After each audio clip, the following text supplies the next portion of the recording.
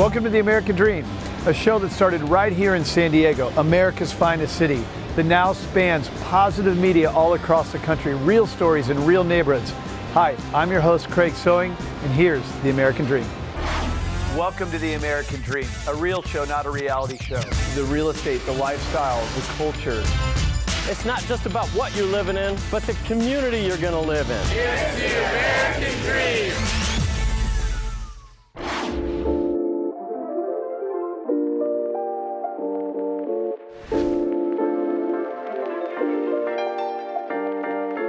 Hello, welcome to The American Dream. I'm your host, Kate Fulford, and I'm here to shine a bright light on Portland's most interesting people, places, and things.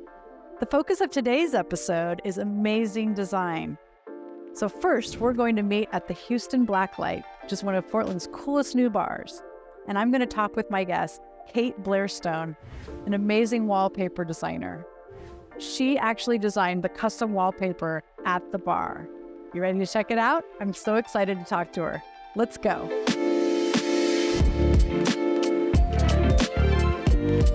I'm so excited to talk to Kate Blair, a fabulous artist who created the piece behind us.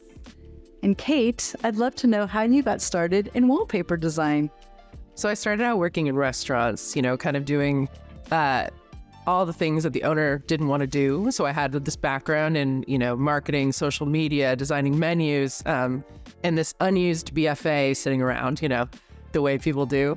And I got this opportunity when we moved locations to design a wallpaper that we tried to emulate kind of the community feel of this 100-year-old space that we had previously been in a new building with concrete floors and 20-foot ceilings.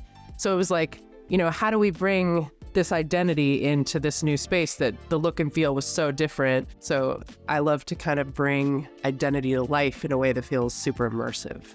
That's kind of what I do with wallpaper. I love that. Now, how could a homeowner bring that ethos to their home that you're talking about here in a business environment? So I kind of think of wallpaper like a garden. It's kind of like, how do you want to feel in the space? What memories do you want to evoke? How do you want to, what cultural touch points are important to you? What do you collect? What are you into? What do you geek out about? And wallpaper is kind of, for some people is a background kind of textural element, but I think it really can be, like a garden, like an immersive, experiential, color speaks to memory. It speaks to cultural symbols, the way that ingredients kind of, go into a recipe. It's the same kind of thing with patterns. What sort of things inspire you when you're starting to design a piece? Well, I love working with plants or symbols or like icons that are really specific to the person or the place. And it's even more special when you have collaborators who are like, I have this crazy collection of, vintage blacklight posters that I just want everybody to know that about me. It speaks to who you are, that you found this niche interest and you want to share it with other people. Well, that sounds like pure magic. And I think I would love to see what you're going to do next. And I hope that some homeowner out there calls you and we end up having a beautiful home out there with your wallpaper in it. Thank you, Kate. Thank you. We just got finished talking with Kate Blair at the Houston Blacklight. And now we're going to head over to Ladd's Addition.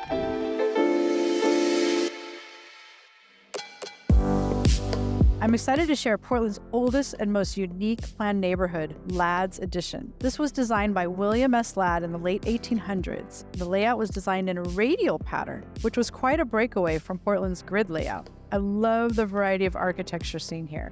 The neighborhood is a designated historic district, which helps preserve the rich history and architectural details that make this area so special. There's so much to love about living here, from the amazing community to the divine tree canopy and over 3,000 rose bushes among the 5 parks. What's really interesting is that there's a series of alleys that hide the garages, so there's no garages or curb cuts on the front of the houses, creating a beautiful visual that feels like you've stepped back in time.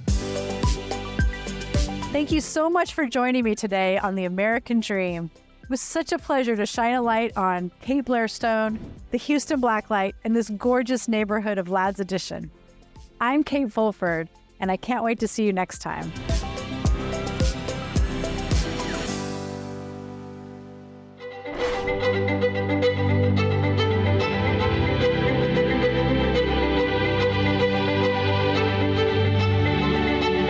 Welcome to the American Dream. I'm your host, Pam Blair. Today we're in North Portland's charming neighborhood of St. John's, and I'm going to show you why people love living in Portland's Northern Peninsula neighborhood.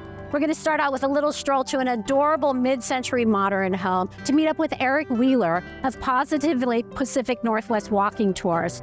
He's going to tell us a fascinating story about the iconic St. John's Bridge, which is really the gateway to this community.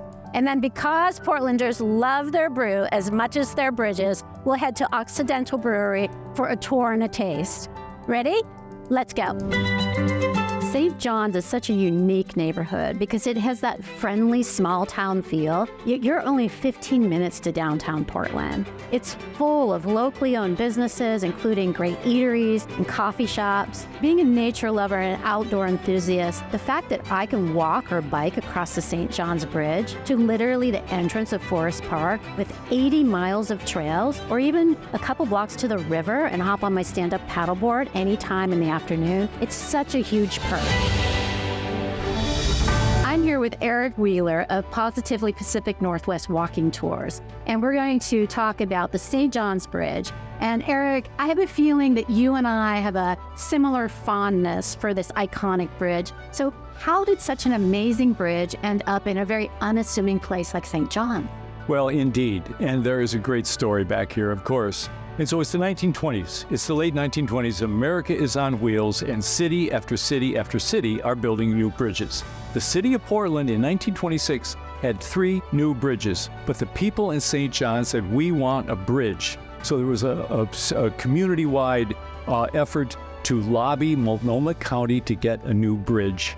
And lo and behold, little did they know that they would end up with this, what is truly a landmark example of bridge engineering in the area. It's fascinating. So who was the engineer of this amazing bridge? Okay, well, this is not a household name, but if you're into bridges and into historic bridges, you would know the name David Steinman.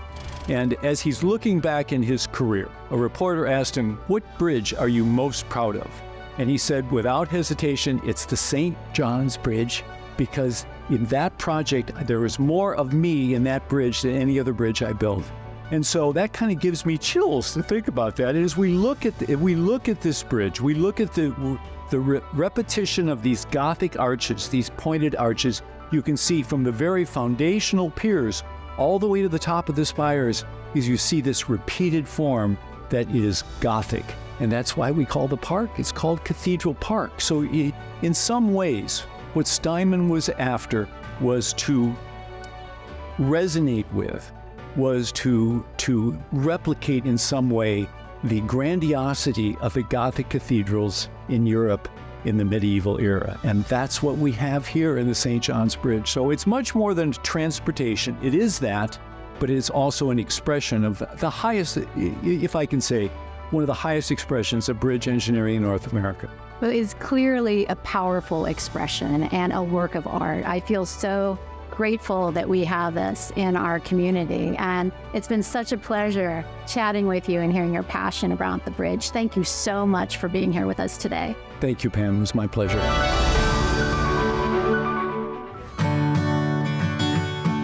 We were just at the house with Eric, and now we're at Occidental Brewery, actually underneath the St. John's Bridge, and Matt, the owner, is going to give me a tour on production day, and I can't wait. Let's go. Occidental Brewery opened in 2011 and is one of the oldest breweries in Portland. In the land of IPAs and pale ales, their specialty is German-style beers and international lagers. Their Luca Bradel Doppelbock took gold at the World Beer Cup in 2016 and bronze in 2023. Thank you for joining me for this episode of The American Dream. I'm Pam Blair, and I'll see you next time. I'm going to hang out a little bit and enjoy this beer.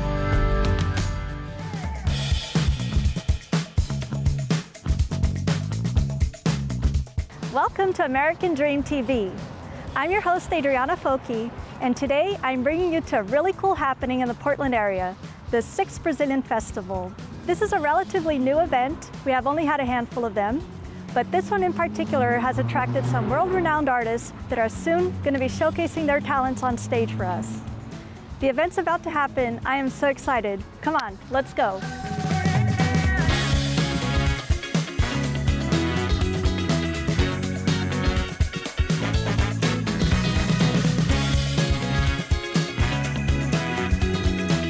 So I'm here with Rodrigo, the event organizer.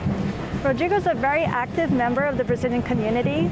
He's a business owner, life coach, and a DJ. So, Rodrigo, what inspired you to produce this event today? I think what inspired me is the longing of being part of my culture. So what inspired me answering your question was to put people together, to have this beautiful day where we come together and dance together and learn how to dance and listen to some music and eat traditional food. I think that's the main thing, to connect people.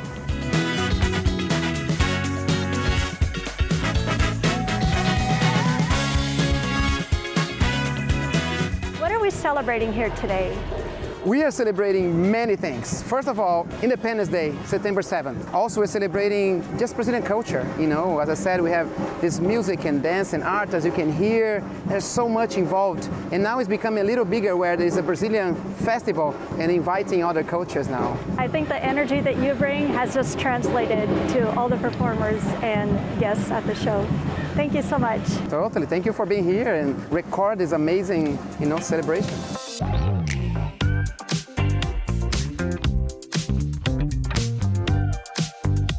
So I'm here with the headliner for multiple music festivals across the US and in Brazil, Márcio Dallari. He is a band leader, vocalist, percussionist, songwriter, you name it.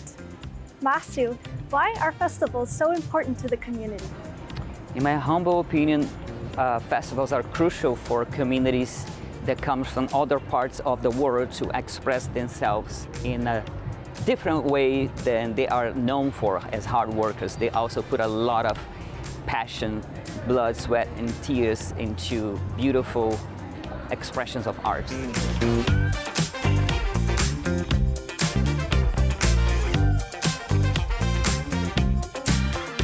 As an international performer, what would you like to see happen here in Portland? I would love to see more outlets like these festivals for other global communities to express themselves in an artistic way. Well, thank you so much for being with us here today. Thank you. I really appreciate it. Thank you.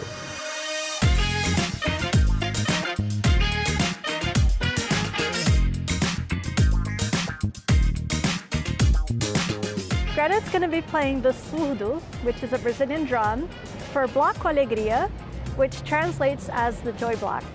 Greta, what attracted you to the Brazilian culture? I took a samba dance class with Beto, this Brazilian, super wonderful, friendly guy, and the music was loud and it was hot and it was so much fun. From there, it's only grown. I ended up joining this band and it's a whole new world for me.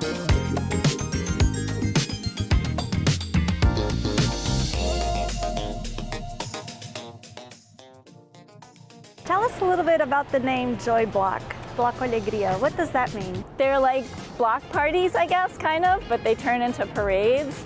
So people play music, drums, sing songs, sing samba songs, and dance. Portland doesn't have a lot of samba bands. We're just the happy block, so we just kind of have fun, and it's all of Portland getting together to play samba. Well, thank you so much for being here with us today, and I am so excited to see you in a little bit. Yay!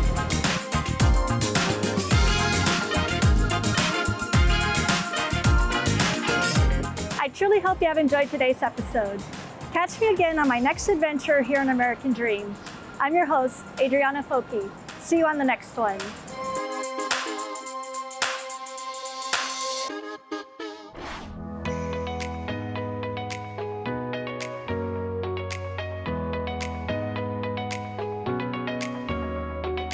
Hi, and welcome to American Dream. I'm Ashley Meekum, your host, and today we're going to be exploring one of the newest spots in West Salem, Old Zen Wine Bar, here in the heart of the Willamette Valley.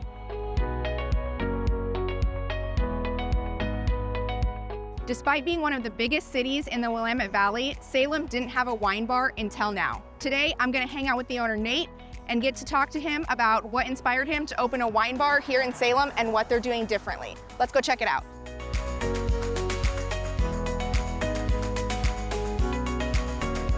Hey Nate, thanks for having me by today. My pleasure. Yeah, so we're here at your wine bar, Old Zen, and I was hoping you could just tell us a little bit about why you started this wine bar here in Salem, what inspired you? Well, we started an Oregon-only wine bar here in Salem because we saw kind of a need for it. There was no wine bars in the middle of wine country here in the state capital of Salem. So we saw a need, we started to try to fill that need. Right. And it's been going really well for the last 10 months now that we've been open. So I understand you guys usually have at least 14 or 15 wines on tap, and then how many other wine choices do you have here for people? Oh, we've got at least 15 wines on tap at any given time, constantly expanding, constantly rotating around of just Oregon wines, working with different vineyards and winemakers to see what we can get from them. And then we've got approximately 118 different wines available for our customers to purchase too, and strictly all Oregon wines, all Oregon grapes from Oregon winemakers. And I understand you also have beer on tap for those people who don't like wine. Oh yeah, absolutely. We have a variety of primarily Oregon beer as well on tap, including Fort George beer from up in Astoria to Calapooya Brewing down in Albany, and we very different kind of beer varietals as well.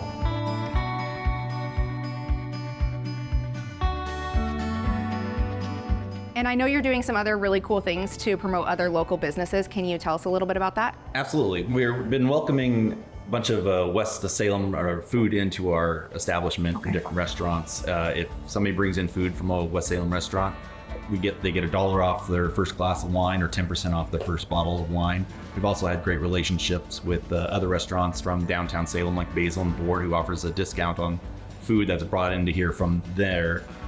They give 10% off their food order when they have their people delivered here. Seems like you always have really fun stuff going on in here. Can you tell us about some of the events that you host here? So much stuff going on. We've got karaoke every week. We've got live music every week. We're somebody's show. We started last month. That's happening once a month in here now too.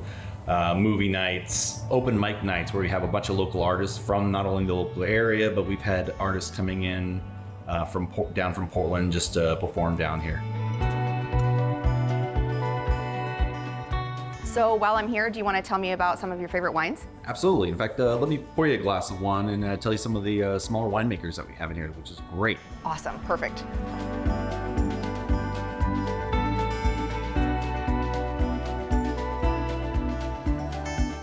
It's a 2017 Torrymore Pinot Noir from here in Oregon, right up in Dundee. And is this one I can go into the winery and get, or? Absolutely. You can go up to the winery and get it. Our goal is to bring all these vineyards to downtown Salem instead of people having to go out to the vineyards all the time. So we're bringing all these different vineyards from all these different areas across the state so people can try those wines from the multiple Pinot Noirs or Chardonnays that we have here in the Willamette Valley to Southern Oregon, Tempranillos and Cabernet Sauvignons, Northern Oregon, Merlots and Carmenères. There's so many different great varietals in Oregon that, especially when you're in the Willamette Valley trying to think of, it's just Pinot Noir and Chardonnay country. There's so many out there for everybody to try. Thanks for hanging out with me today while we visited Old Zen Wine Bar in Salem, Oregon. I'm your host with American Dream TV, Ashley Meekum. We'll see you next time.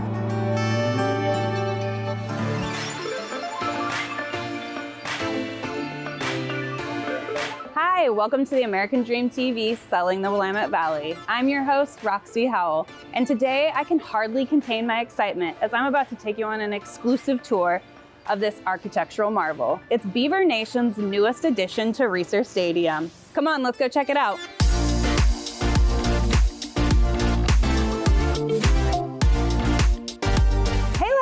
Hey, Hey, how's it going? Welcome to Reser Stadium. Excited to have you here. Thank you. I'm super excited to be here. I just really appreciate you giving us this tour today and taking time out of your busy schedule. So I'm really excited to hear about the architectural design of this place. It's stunning. Can you tell us a little bit about it? Yeah, so a big thing with this is just showing the beautiful nature of Oregon. Even starting out with our big tree ring where it shows our history.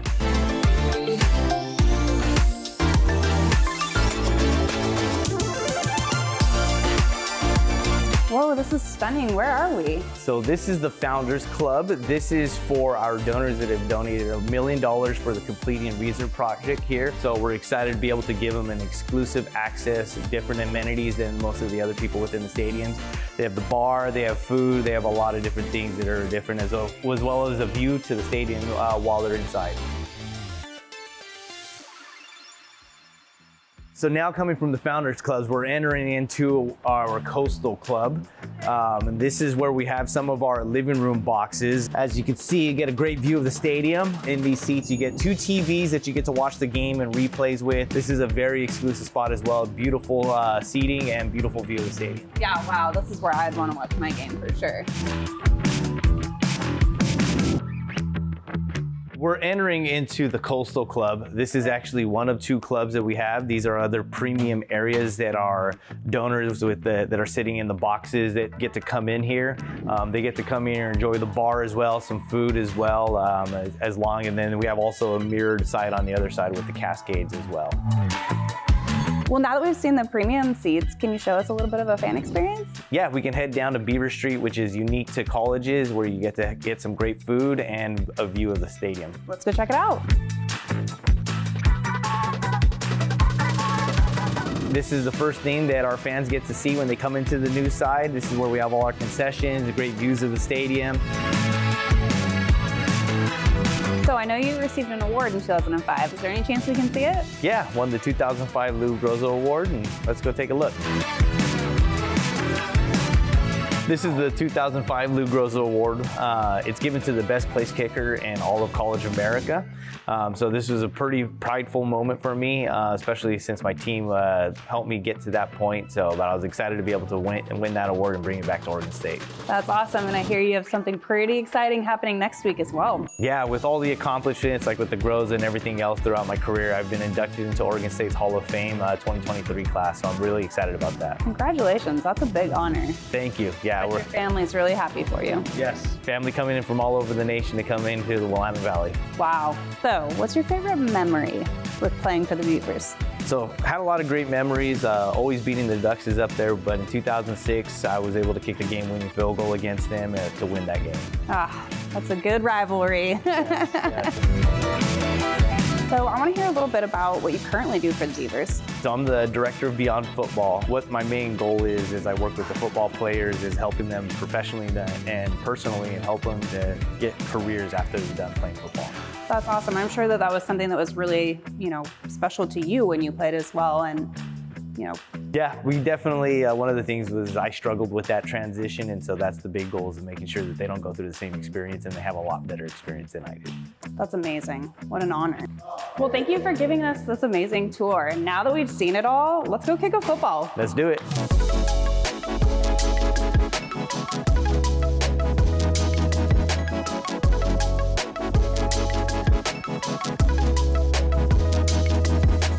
Thank you for tuning in and watching the American Dream TV, Selling the Willamette Valley.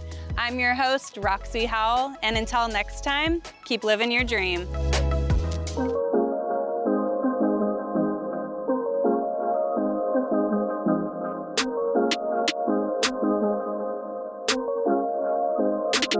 Hi, and welcome to American Dream TV. I'm your host, Bryn Lindekugel, and I am so excited to share one of my favorite parts of Lake Oswego, Oregon with you.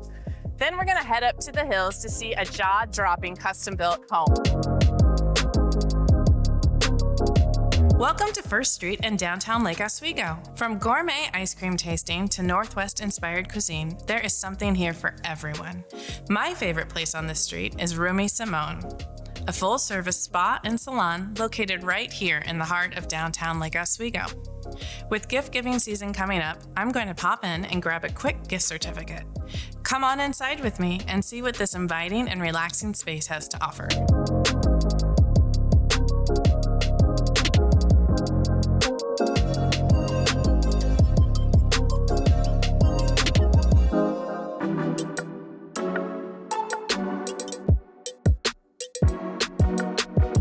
We're here with Randy Sebastian of Renaissance Homes, president and founder. Thank you for having us today. Thank you, So Fran. excited to be here. Thank you. What is your focus right now? We are the #1 builder in Lake Oswego, the #1 builder on the west slope of Portland, the Washington County side. But what we're really doing is building a lot of custom homes for our clients. We build anywhere within 50 miles of our office in Lake Oswego. So lots of acreage, big custom, really family compounds we're building a lot of these days. And it's great. Yeah. And what does that look like, the timeline for a custom built home? From the time our designers meet the client on their property, how we work is we meet, somebody has a piece of property, we all go out and we look at the property, we take surveys, we do everything. From the time we start, it's about 14 months. Okay. That means we create the home, we design the home with our architect, in-house architect, and we have interior designers. So the architect and interior designers are working directly with the client to create this home. And then we also price the home out. Before we even start, the client knows the price. We're the only builder that can do this just because of our system and process. And then people go to our design studio, we buy direct from Sub-Zero Wolf, direct from GE, direct from Milgard Windows. So we have really, and we buy direct Toto and all the other plumbing appliances, Kohler, Delta, all that. And so you can see everything from this home came from our design studio. So it's a really good way to build customs on a budget, on a tight budget, in a tight schedule. So it's really 12 to 14 months from we start.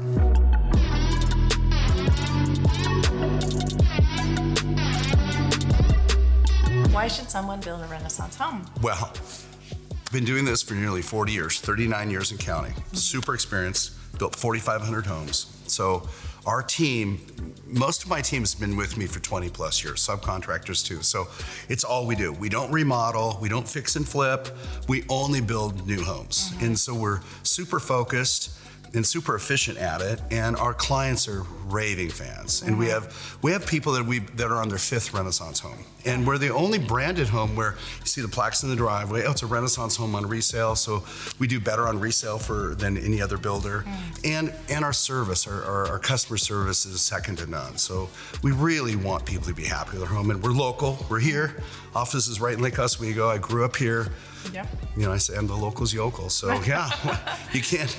Anyway, in my opinion, you can't do any better than a Renaissance home. I'd agree with you. Thank you so much for being with us here today. Of course, we really appreciate your time and showing us this phenomenal home. Thanks for hanging out today. I'm Bren Lindekugel, and I look forward to seeing you next time. Well, I hope you enjoyed today's show, produced from America's finest city, but shot in the heart of your neighborhoods. Don't forget positive media when the world really needs it. Follow us on social media at The American Dream TV. See you next time. In the meantime, cheers to your American dream.